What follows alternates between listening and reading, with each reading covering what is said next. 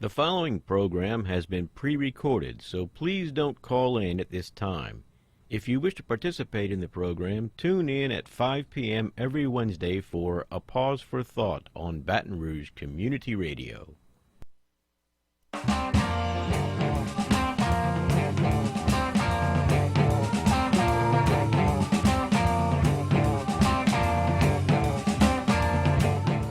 Good evening, fellow humans. This is Wayne Parker with A Pause for Thought, a live call-in show on Baton Rouge Community Radio, 96.9 FM in Baton Rouge. As you know, it's a live call-in show, so I want to remind everybody that when you do call in, just be respectful, but please ask anything you want. And the number here is 343-9927, 343-9927. And we have several guests in the studio tonight. We're going to be talking about labor issues, or at least some of my questions and some of the points that the guests want to talk about. But labor issues in general. Kendall Losi is here as my co-host. Hello. And we have Louis Rain from the state AFL-CIO. Good evening, Louis. Good evening, Wayne. It's a pleasure to be with you, and that's Ren. Oh, Ran, I'm sorry. That's all right. I'm going by what Neil told me. I've been called worse. But you have, being in labor. Ernest Stevens is also here, and Ernest, you are the local political director and state political director in the Baton local Rouge. AFL CIO president. President of the CIO. Okay, AFL CIO. Okay. All right then. How did you guys get involved with the AFL CIO? Have you been laborers all your lives? Yeah, actually, I came out of an apprenticeship program. I joined the apprenticeship program with the Carpenters Union in Baton Rouge, worked through the apprenticeship.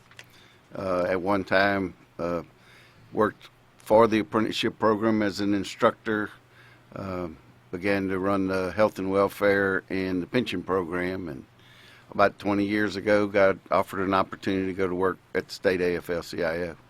Okay. Oops, we got a call already. Just a second.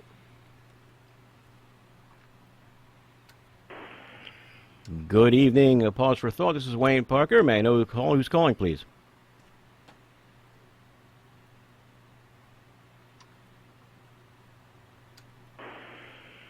Hello. They don't want to call. They don't want to play. Okay. Must be somebody calling the other number or something. In any case, yeah,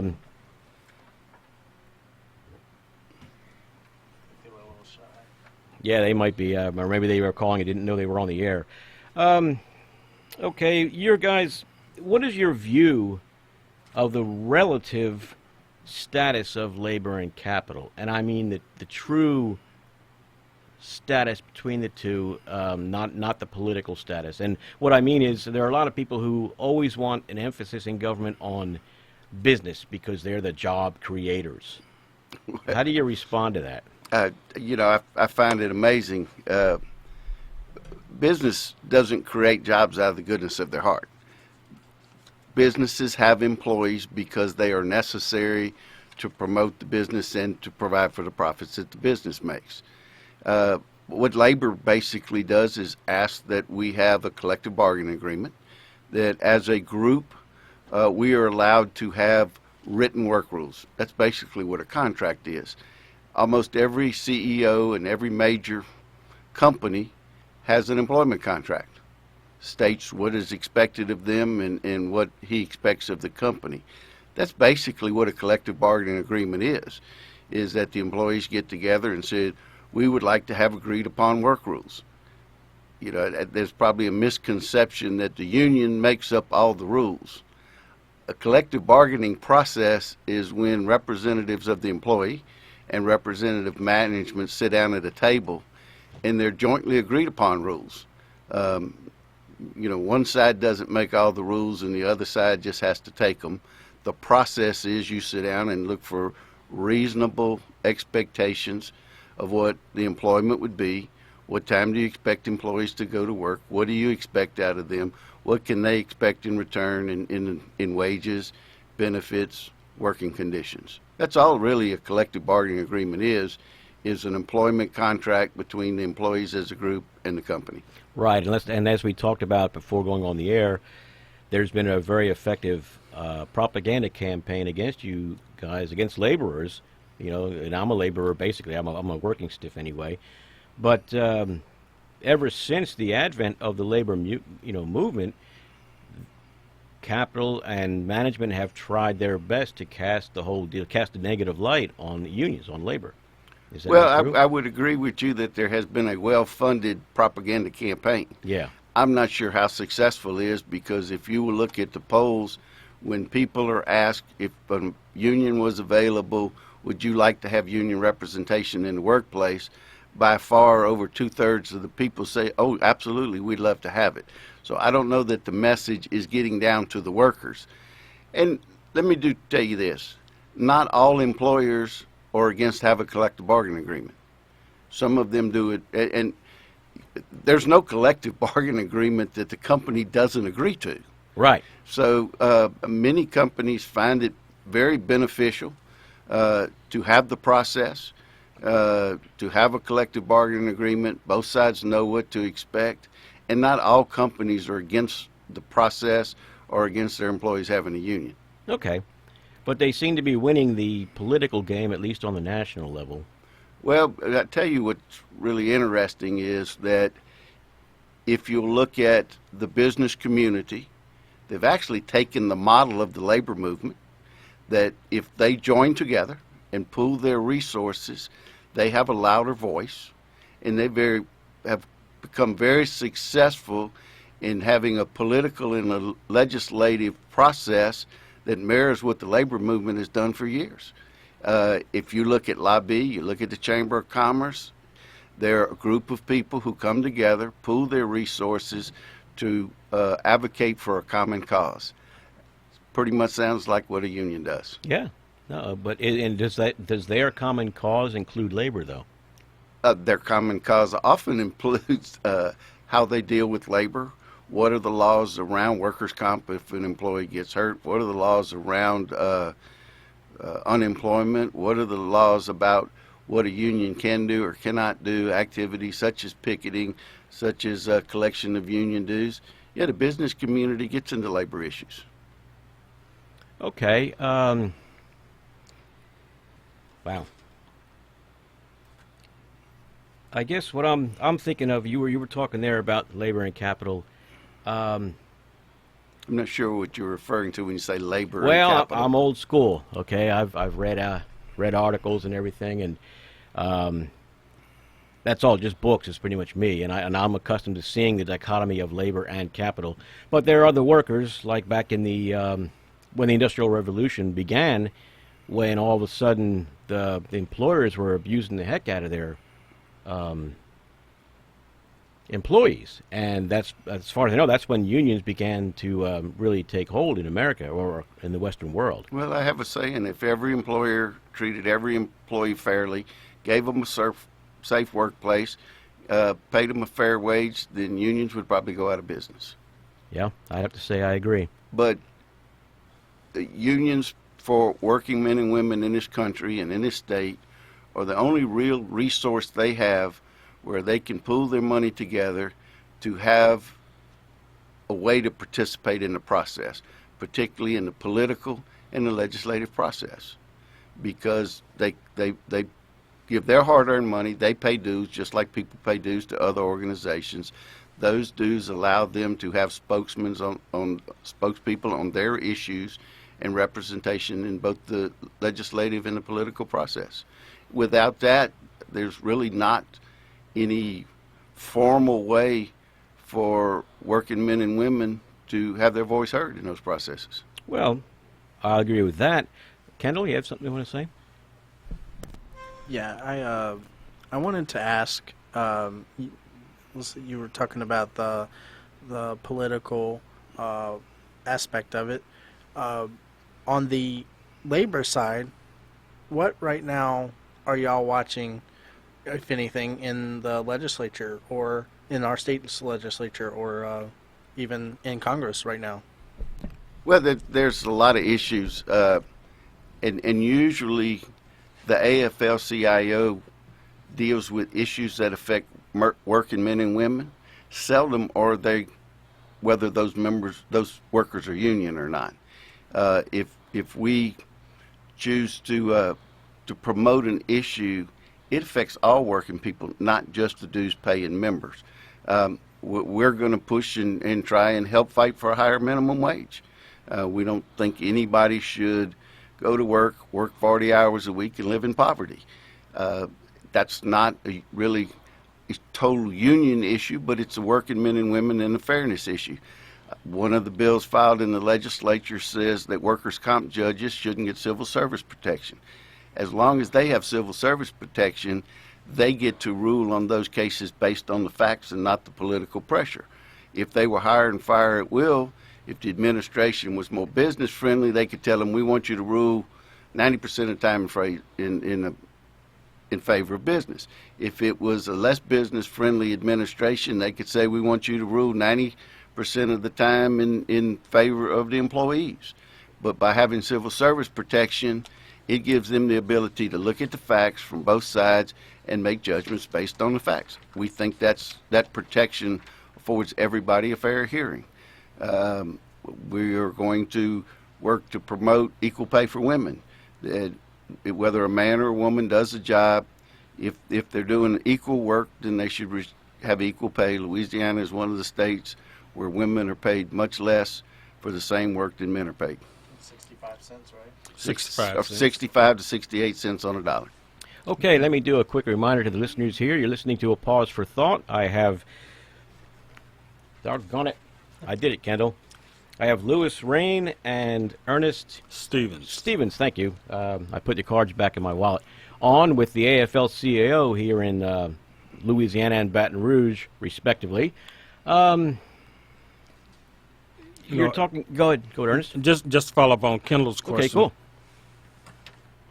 Yeah. Hang on, we got a call, Ernest. Good evening, A Pause for Thought. You're on the air. May I know who's calling, please?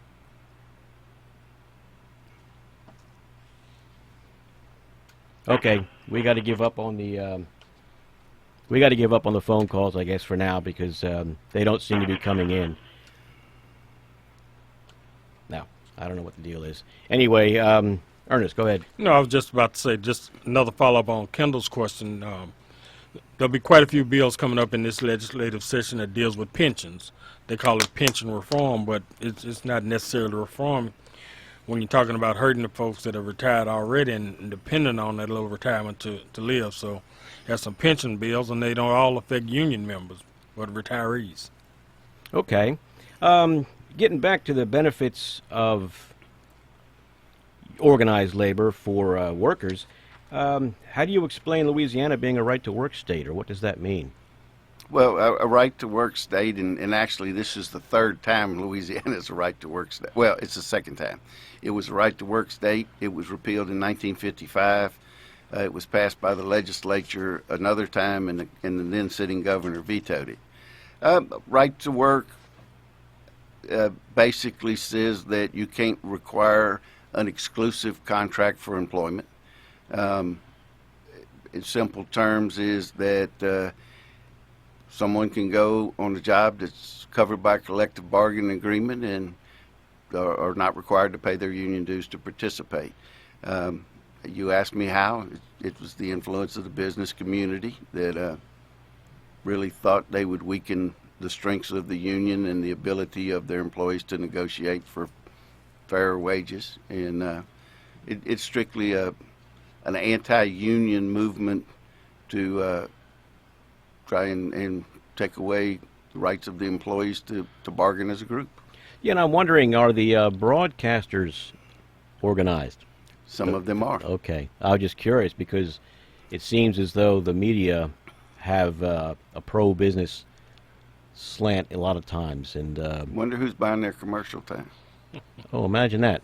Yeah, good point. I hadn't thought about that. But of course, like everything else in America, follow the money, right?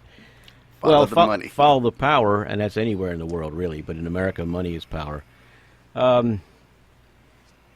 The AFL-CIO has gone through some struggles over the past 10 years. Can you talk about that? I mean, recently, we all know the struggles they went through to get organized in the first place. But how about the past 10, 15 years or so?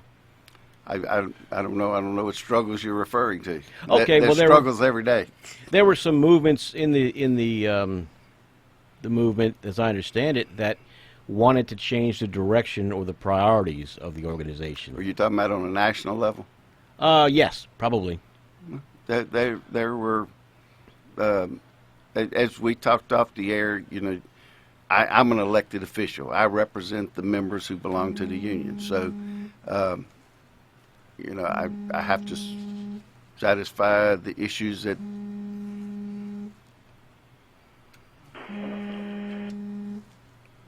What we got going, Wayne? I don't know. Oh, never mind. Oh, okay. Now we know. Okay. Some of the international unions thought that they should choose a different direction, different priorities. They had tried to, several of them, go into a group of their own outside of the AFL-CIO. Most of those international unions have come back into the national AFL-CIO, and we're a voluntary organization. Right. Nobody has to join a union; it's voluntary. No union has to affiliate with the AFL-CIO. That's voluntary. So, when you're an all-voluntary organization and people are free to come and go as they choose, You're going to have that, yes. you're going to have that. Yes. Oh, dear. Remember I told you how my thoughts kind of sometimes escape me? But that one did. The international thing, that's it. We were talking about that before we went on the air. And you said some of these organizations that were pushing for a change with the AFL-CIO nationally were international organizations. The AFL-CIO is an umbrella organization. Well, that's true, yeah. That represents unions. Right. We've probably got, I don't even know the number, 130 different local unions within the state. And then we have state organizations of those unions, and they are really the AFL-CIO. Right. Are. I'm just the guy that gets to speak for them sometimes. Right. They're a bottom-up type governance, I guess, where the members talk and it comes up through the different levels, right? And we try to make sure it stays that way. Well, yeah, of course, yes. How do you handle the question that labor organizations are no longer necessary? I mean, I know, but aside from the benefits you mentioned with negotiating on a collective front, I'm thinking of some of the recent catastrophes for working people in American business that have occurred, and I guess because labor didn't have a voice or whatever. I'm thinking of the 2010 mine explosion with Massey Energy at Upper Big Branch. Well, I don't want to accuse businesses Right. of doing anything wrong. When you're in those kind of operations, and we're really at risk here. We had a fire in Gonzales where some people got badly burned. That's one of the reasons that it's so important to have the ability to fight for a safe workplace. That there's someone who's there who says, no, we don't, as employees, don't think this is a safe environment to work in. You have an avenue to approach management and ask for changes to be made to provide for a safer workplace. Is it ever going to be 100%? Probably not. Do companies sometimes try to cut corners that make the workplace more dangerous? Yes, they do. But, everything's dangerous. Right. You driving an automobile, walking down the street, accidents can happen. But as an organization, we are better able to deal with the management, particularly in dangerous situations, and the people in the field every day know what the hazards are and better able to point them out. I don't think any company wants to have an accident, and the ability to have the employees and have a process where they can report unsafe working conditions without fear of being retaliated against for doing them is one of the examples of how collective bargaining works good for the employees and for the company. Okay, the reason I had that perspective and I asked that question, particularly about the Upper Big Branch mine explosion, is because I'm looking at a study or report or an article here that says there was an independent investigation into that, and they found both the company cutting corners and the regulators, the Mine Safety and Health is, what is it? Administration were both not keeping up with standards and not requiring. Not no, the company wasn't keeping the standards, and the regulators weren't making them. And I remember seeing something on Democracy Now! Where they interviewed a laborer, and granted, it was only one or two laborers I heard, who said that there were subtle ways that they could be that action could be taken against them, retaliatory action, like reducing their hours and things like that. And that I'm not going to tell you that never exists in the collective bargaining agreement, but I'm going to tell you it's less likely to, because you have an avenue to be represented in there. You have the written work rules, and you have something to stand on. Where there is no representation, I mean, you're at the mercy of the foreman, the superintendent, all the way up the chain. And you're hire and fire at will. I did some scaffold training one time, and some guy said, well, just what at the end of the day if they won't do the safety rules? Climb down and go home. Because at the end of the day, your safety is ultimately your responsibility. Right. Yeah. Wayne, I'm going to a union meeting when I leave here tonight. Okay. And one of the great things about that union meeting is those members that come to the meeting have the opportunity to talk about what's going on the particular jobs they're working on. If they've got issues that hadn't been addressed, they talk to the union representatives, namely the business manager, and he has that responsibility to go out there and make it right. Like Lewis said, that collective bargaining agreement outlines everything that should or should not be done on that job, and he has the responsibility of overseeing that. Yes, and I wonder now if these particular laborers that said they were subtly coerced or whatever, maybe they weren't members of the union or whatever, because really that's ideally what the union's there for. Instead of you going individually and pointing out problems and being fired or whatever, you already have a bigger voice at a higher level. Well, and if you have representation, and the representation can bring the issues forward, and then they're not pinpointed to an individual, and that individual is retaliated against. Okay, Kendall, there was at least one question you wanted to ask. Did you ask that? Was that it, or? I kind of wanted to ask about how would people form a union? Good question. Generally, depending on what sector they were in, public, private, we represent steel workers who traditionally are the plant workers, construction workers who come in wherever they would be a best fit. They would generally talk to somebody in that union. They would assist them with a process. I would tell you, no union can do anything for employees that they're not willing to do for themselves. The union is merely a process. If all the workers say, oh, I want somebody to come in and solve all my problems, but I want to hide and I don't want anybody to know, I can't help them. But if the workers are willing to stand up and say, we're going to join together and we want a voice and we want to have a process, then we could do it. And then under the National Labor Relations laws, there's a process in which they can petition to have an election. Election can be held if the majority of them choose to come together and have that process, then they would go through the election and then they would be recognized for bargaining purposes. Okay, it's been generally said or observed that America's economy has shifted toward a service economy. Information services, delivery services, restaurant services, all kinds of stuff. That labor has kind of been reduced. Do you see that it's true in America? It is true, but we also see it's coming back. We see some of the manufacturing jobs, because of the cost of transportation, it has become, originally, and it was to get cheap labor. Yeah. Fruit of the Loom was here. Wasn't a union activity, but they were paying the employees about $8 an hour. They left. They went to a South American company where they were paying $8 a day. I was amazed. I happened to be in a store one day and saw two packages, one made in the USA, one made in the other country, and they were the same price. Mm-hmm. But because of transportation cost and other things, we see some of that work coming back here. But yeah, that is part of the wage stagnation in the country, is going to a service economy instead of a manufacturing economy, which tends to lead to much better paying jobs and a middle class lifestyle. Okay, and are the service workers organized? Some of them are. Okay, We have a group called SEIU, which is Service Employees International Union.